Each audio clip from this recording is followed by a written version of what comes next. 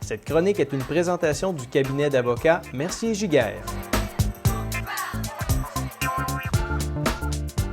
Nous sommes de retour dans Action Magazine et cette semaine, avec Wolfgang Mercier-Giguère, on parle de pension alimentaire. Bonjour Wolfgang. Bonjour Sylvain.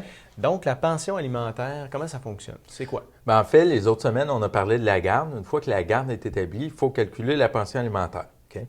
La pension alimentaire, il y a deux types. Pension alimentaire pour conjoint. Donc, lorsqu'on est marié, dans certaines situations, on peut demander une pension alimentaire pour la personne.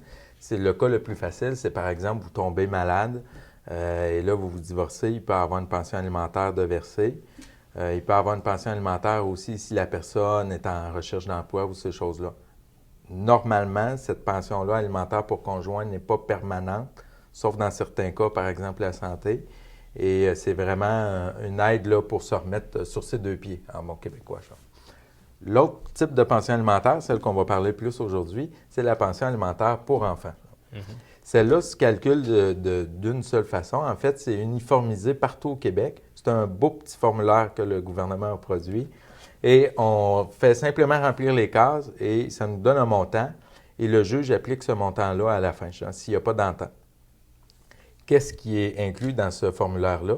Donc, on met les revenus des parties pour les revenus prévisibles pour les 12 prochains mois. Donc, on calcule un salaire prévisible. Si la personne a un emploi stable, c'est assez facile. On demande les rapports d'impôt puis on inscrit les montants. Si elle est à son emploi, travailleur autonome ou des choses comme ça, là, on fait une évaluation. À ce moment-là, c'est plus judicieux de faire affaire avec un avocat. On va faire une évaluation. On va mettre ces revenus-là. Et puis, la seule autre chose qu'on va avoir à mettre dans le formulaire, c'est le nombre d'enfants, le nombre de jours que les enfants passent avec papa ou avec maman. Et puis, les frais, différents frais, là. Par exemple, les frais particuliers, si votre enfant fait du baseball ou des choses comme ça. Des frais de santé, les frais d'études postsecondaires, cégep, université. Et une fois que tout ça est rentré, on obtient un calcul et c'est ce calcul-là que le juge applique normalement. Mais souvent, on entend parler que la pension alimentaire doit être payée jusqu'à temps que l'enfant ait 18 ans. Est-ce que c'est encore ça? Non, malheureusement, c'est un mythe qui est récalcitrant que j'entends souvent. Non, en fait, le critère, c'est l'autonomie de l'enfant. Et souvent, quand je dis ça, je vois mes clients sourire ou pas. Ça dépend des situations. Ils blanchissent? Oui, c'est ça. Parce qu'on sait maintenant que les enfants, ceux qui vont aux études supérieures, c'est assez long. Et des fois, ils font un bac, 2 bacs. Et là, il n'y a pas de critères fixes. Souvent, la jurisprudence va dire, à ta maîtrise, tu commences à être autonome. Après la première maîtrise, des fois, il y en a que c'est à la deuxième. Ça dépend des situations. Mais c'est vraiment, vraiment pas à partir de 18 ans que ça arrête. Et d'ailleurs, un enfant de 19 ans pourrait aller à la cour et demander une pension alimentaire pour ses besoins s'il veut aller aux études.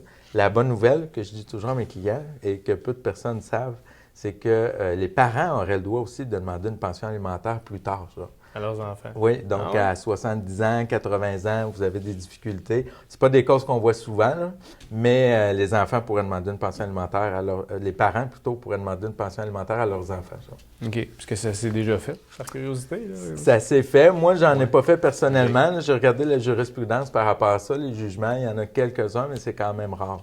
Bon. Ça fait pas de bons parties de famille après, semble-t-il. Ça. Est-ce qu'il y a des situations où il y a des dérogations par rapport à la pension alimentaire? Comme je vous disais, le juge applique normalement toujours le chiffre qui est donné au formulaire. On peut s'entendre sur un montant moins élevé si, par exemple, l'autre parent contribue d'une certaine façon ou plus élevé, ce qui est quand même rare, mais ça arrive.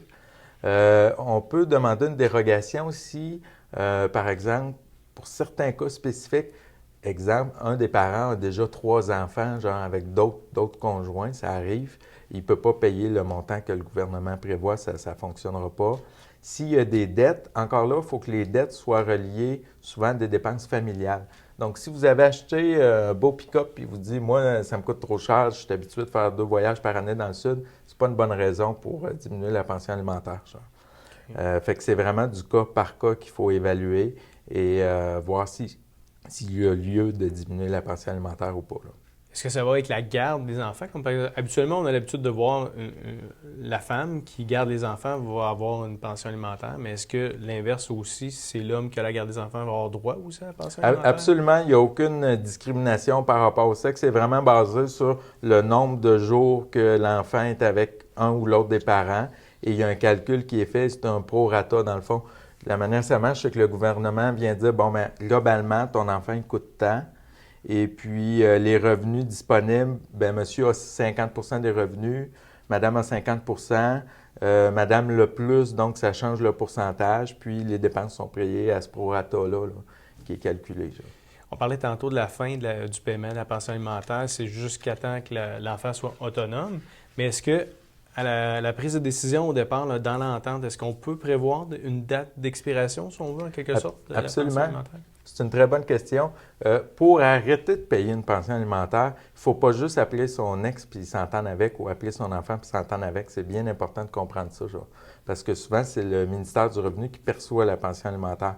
Il faut, si on a eu un jugement avant, il faut, obtenir un jugement qui annule la pension alimentaire, qu'on peut faire, qui est assez rapide et qui n'est pas compliqué.